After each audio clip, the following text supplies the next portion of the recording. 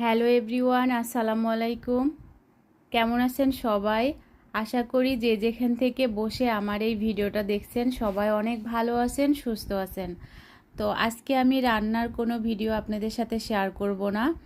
খুব সিম্পল একটা বেগুন ভাজার রেসিপি, সেটাই আমি আপনাদের সাথে শেয়ার করছি। আশা করি আপনাদের কাছে ভালো লাগবে। আর আমার এই ভিডিওটা যদি আপনাদের কাছে ভালো লাগে, প্লিজ আমার পেজটা ফলো দিয়ে পাশেই থাকবেন।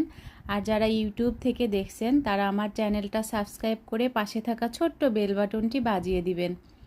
এতে করে আমি যখনই ভিডিও ছাড়বো নোটিফিকেশন আপনাদের কাছে চলে যাবে।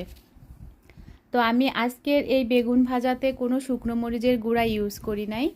আমি এখানে কাঁচা মরিচ কুচি কুচি করে কেটে সামান্য পরিমাণ হলুদ গুঁড়ো, জিরা আর সামান্য পরিমাণে একটু ধনিয়া গুঁড়ো আর লবণ দিয়ে আমি বেগুনগুলোকে খুব ভালো করে মাখিয়ে নিয়েছি।